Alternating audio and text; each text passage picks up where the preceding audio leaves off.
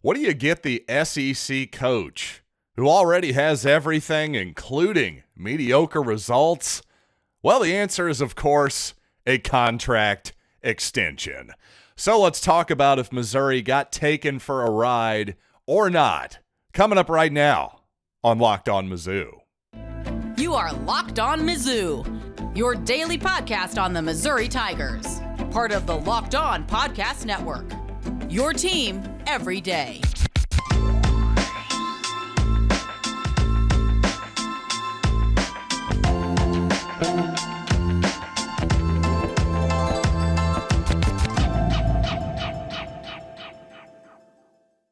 Hey, all you true sons and daughters, I'm John Miller, your Mizzou mafioso and the central scrutinizer of Missouri Tigers football and basketball 5 days a week. And this episode of Locked On Mizzou is brought to you by Sling TV. Don't miss all the great college football action this week right here on Sling. Sling, the TV you love for a price you'll love. Try it today.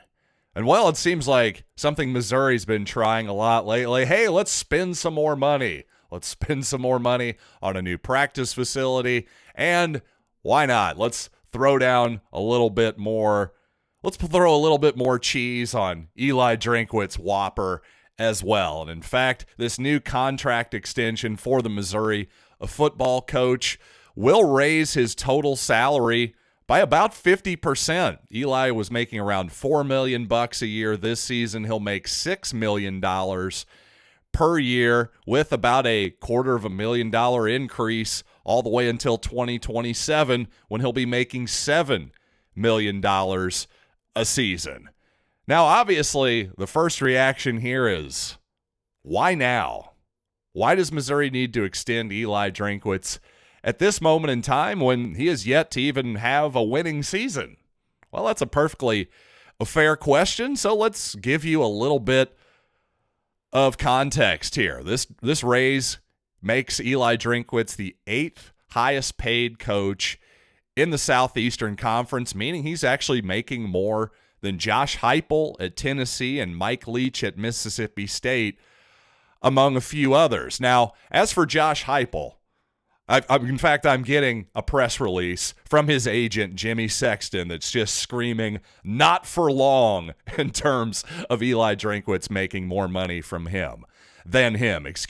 But interestingly enough, by the way, Jimmy Sexton, not only Josh Heupel's agent, but also the agent for Eli Drinkwitz and former Missouri coach Barry Odom as well. So if you're looking for somebody who controls a lot of power behind the scenes, well, it's certainly that guy. And I've even heard some Missouri people behind the scenes wondering if Sexton if he just kind of massaged this deal maybe with the Missouri Curators as much as the athletic department. We can all remember back to Eli Drinkwitz's hiring, which was essentially a Curator's hire. Former Missouri athletic director Jim Sterk, well, he went for Blake Anderson. That was overruled by the Curators. And at that moment, for all intents and purposes, Jim Sterk's reign as Missouri athletic director was dead. But bottom line is, I think if you're happy with how Eli Drinkwitz is doing in a few years, and I'd like to think nobody's advocating that we fire Eli Drinkwitz today or at the end of the season, right? If you're advocating that, I'm just going to have to ask you to step away from your smart device for just a second. Again, if Missouri fans overall are still happy with this arrangement, I think you'll be happy to pay him that money. Again, especially considering Josh Heupel is in line for a raise. Okay, that pushes Drinkwitz down to 9th. Auburn is almost certainly going to splurge more than $7 million for its new head coach, especially if that guy happens to be a big name like Deion Sanders. Well, that's certainly going to push him down to then 10th or 11th. Maybe, again, guys like Mike Leach could certainly be in for a raise. He's been here at least as long, if not longer, than Drinkwitz in the SEC. So the total money, to me, not that big of a deal. But what is the bigger deal? how about if we want to fire Drinkwitz? What if this is going horribly wrong by the end of 2023? Well, actually, next season, if Missouri wants to move on from Drinkwitz, it will only cost the athletic department about $400,000 more than before. And there's also new language that could actually mitigate much of that cost and potentially more if Eli were to get a new job subsequently. So to me, this is mostly window dressing. And yeah, if you're Eli Drinkwitz, you'll take some more money if you can get it, without a doubt. As a Missouri fan, you're saying, what the heck? Why are we doing this? What is the point of all this? Well, I just think that, and if you're saying why bid against yourself, is another great question. Who is knocking down Missouri's door to take Eli Drinkwitz here? But I do think there is value in making everyone, not just Eli Drinkwitz, but everyone around this program, including Blake Baker and everybody else, feel secure and that things are progressing in the right direction, albeit certainly in a non-linear fashion and not as quickly as perhaps anybody would like. But so I understand if you're upset about that part. But to me, there is something in this contract that is actually more notable and more important, and something that I think every single Missouri football fan should get behind. So, of course, I want to talk about that. But first, did you know that, sadly, over the holidays, property crimes like burglaries and package thefts spike nationally? Well, that's why our friends at SimpliSafe Home Security are offering 50% off their award-winning security system so that more families can feel safe and secure this holiday season. Order your SimpliSafe system for half off today and enjoy advanced security and greater peace of mind this holiday season. And from my own personal experience, the process of actually setting up your own SimpliSafe security system could not be easier. There's no drilling. There's no wires to pull through the walls. I promise you, peel and stick. It's truly as easy as that. So find out today why SimpliSafe was named the best home security system of 2022 by U.S. News and World Report for the third year in a row. Don't miss your chance to save big on the only security system I recommend. To get 50% off any new SimpliSafe system at simplisafe.com/LockedOnCollege. This is their biggest discount of the year, so don't wait. That's simplisafe.com/LockedOnCollege. There's no safe like SimpliSafe. Thanks for making Locked On Mizzou your first listen today. Hey, I've got a radical notion. Why not check out Locked On Sports today for your second listen? The big games, the big stories, beyond the box score, behind the scenes with local experts and insights only those of us at Locked On can provide. That's Locked On Sports today, available on this app, YouTube, and wherever you get yo podcasts. And you know what? To me, the biggest news actually, and well, I guess if this is the biggest news, I should have led with it, huh? But it just seems like I wanted to cool off the people who are a little upset about the Drinkwitz price in terms of contract extensions. The way I look at it, hey, if you're upset about Missouri paying the 8th most in the conference for a coach in the SEC, well, I guess you're happy with Missouri finishing 8th or worse in the conference, because it sure seems to me that Nick Saban and Kirby Smart are making the most in the conference. Yes, they've earned it, no question about that, but there is sort of a self-fulfilling prophecy there, isn't there? Just something to think about. But you know what? To me, the most notable thing, at least the most positive development of the Eli Drinkwitz extension, is some big increases in the staff pool and for assistants. That's a serious commitment of millions of dollars, an extra $1.1 million, for in the assistant pool in particular. Well, that's an interesting number because I believe Blake Baker just got a $1.2 million contract extension. So $1.1 million. What staff position could Missouri possibly fill that they don't have right now? Oh, I know. Maybe the one that Eli Drinkwitz and, well, frankly, Missouri fans have been talking about all season. That's right, offensive coordinator.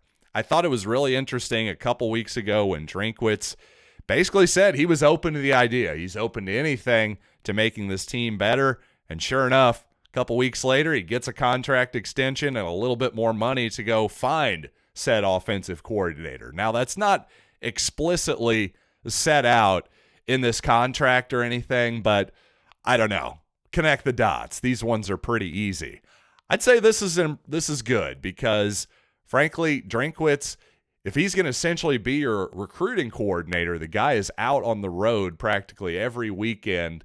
At least when Missouri isn't playing on the road, the guy is out all over the place, scouting, shaking babies and kissing hands, all that good stuff. Yes, that's a joke, people.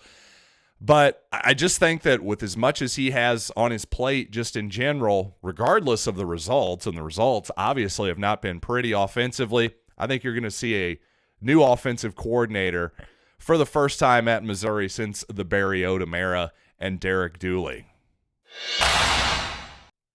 By the way, one thing I really meant to mention, just ran out of time, ran out of words, after the Kentucky football game, was that Missouri's DJ Coleman has just been absolutely really, really good this year. Seemingly every week, that young man just gets better. And I tell you, when I studied the Kentucky game, he just flashed over and over again. Like I said, he just keeps seeming to make more flash plays as the season goes along. And Pro Football Focus, by the way, I retweeted this out at Locked On Mizzou if you want to follow me on Twitter. But Pro Football Focus, actually their highest graded defensive players for the week, DJ Coleman, the 8th in the top 10. This is all defensive players, by the way.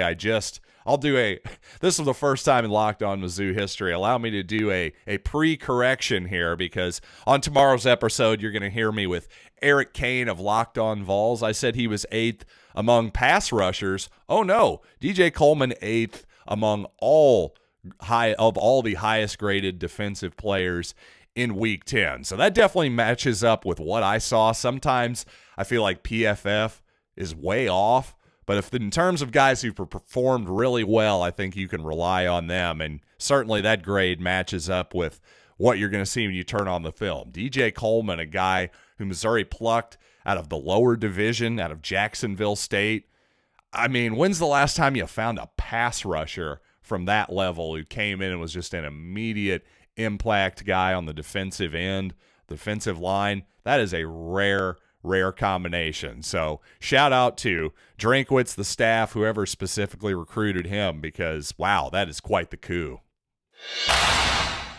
And speaking of that aggressive Missouri defense, well, the Tigers have obviously committed a lot of guys to the line of scrimmage to stuff the run and challenge teams to beat their corners on the outside for the most part this season in a man-to-man fashion, and to great effect for the most part. Clearly the Tigers have had an excellent defense this season, but you know what? Tennessee is going to be a different type of challenge, because obviously as good as Georgia is, as good as their offense is, I think this is going to present a different type of matchup for the Tigers. I just think Josh Heupel and of course calling the plays, of course, and maybe even more importantly, Jalen Hyatt, just that receiver lining up in the slot, as explosive as he's been, he may cause a really unique challenge for Missouri.